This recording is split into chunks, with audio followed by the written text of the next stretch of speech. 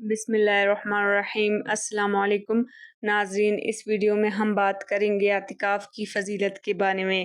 اعتکاف ان عبادات میں سے ہے جو پچھلے انبیاء علیہ السلام کے زمانے سے چلی آ رہی ہے، اور اللہ تعالیٰ نے قرآن مجید میں بھی ان کا ذکر فرمایا ہے۔ اللہ سبحانہ و تعالیٰ نے اپنے خلیل حضرت ابراہیم علیہ السلام اور حضرت اسماعیل علیہ السلام کو بیت اللہ کی تعمیر کے بعد طواف کرنے والوں، اعتکاف کرنے والوں اور نماز ادا کرنے والوں کے لیے اسے بیت اللہ پاک صاف رکھنے کا حکم دیا ہے۔ گویا کہ طواف و نماز کی طرح اعتکاف بھی اللہ تعالیٰ کے قرب کا خاص ذریعہ ہے کہ باری تعالیٰ اپنے برگزیدہ پیغمبروں کو معتکفین کی خدمت اور ان کے اعزاز میں مسجد الحرام کی صفائی اور خدمت کا حکم ارشاد فرما رہے ہیں، اور رمضان کے اخیر عشرہ کا اعتکاف کرنا رسول اللہ صلی اللہ علیہ وسلم کی مستقل سنت ہے، اور اس کی فضیلت اس سے زیادہ کیا ہوگی کہ نبی پاک صلی اللہ علیہ وسلم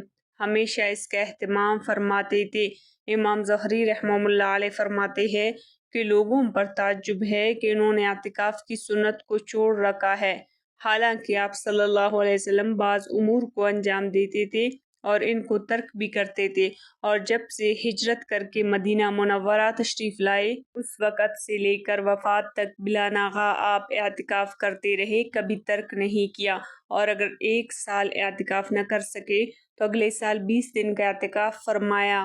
اور آپ صلی اللہ علیہ وسلم کا ہمیشگی فرمانا ترک کرنے والوں پر نکیر کیے بغیر یہ اس کی سنت کی دلیل ہے۔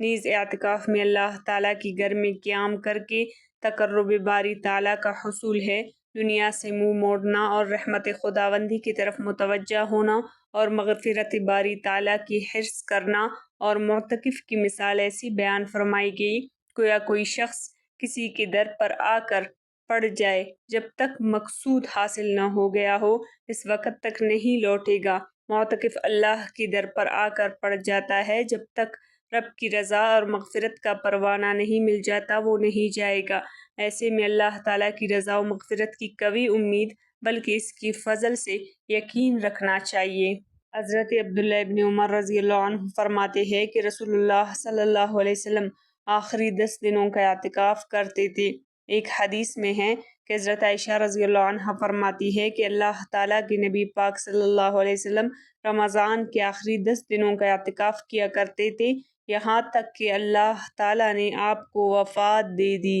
ایک حدیث میں حضرت ابو ہریرہ رضی اللہ عنہ فرماتے ہیں کہ رسول اللہ صلی اللہ علیہ وسلم ہر رمضان میں 10 دن کا اعتکاف کرتے تھے، لیکن جو آپ کی وفات کا سال تھا تو آپ نے 20 دن اعتکاف فرمایا۔ ناظرین، علماء کرام نے لکھا ہے کہ آپ صلی اللہ علیہ وسلم نے 20 دن کا اعتکاف اس لیے فرمایا تھا کہ آپ کو منکشف ہو گیا تھا کہ یہ آپ کا آخری رمضان ہے۔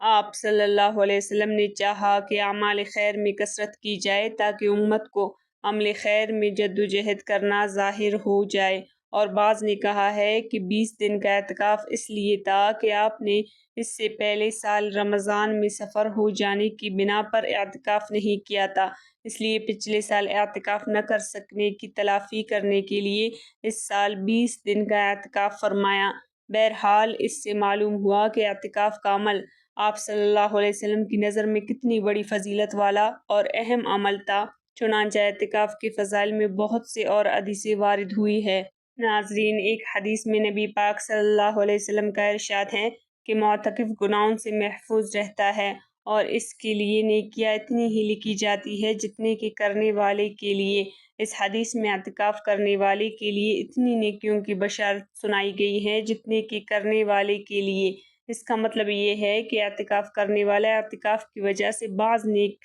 اعمال نہیں کر سکتا، مثلا مریض کی عیادت، جنازے میں شرکت وغیرہ۔ ایسے اعمال کے بارے میں کہا گیا ہے کہ اعتکاف کرنے والا اگرچہ عمل نہیں کرتا مگر اس کو اتنا ہی ثواب دیا جائے گا جتنا کہ کرنے والے کو دیا جاتا ہے۔ ناظرین، یہ تھی اعتکاف کی فضیلت پر چند احادیث مبارکہ۔ مزید اسلامی معلومات کے لیے اگر آپ نے چینل کو سبسکرائب نہیں کیا تو پلیز سبسکرائب کریں، ویڈیوز کو لائک اور شیئر کریں۔ اللہ حافظ۔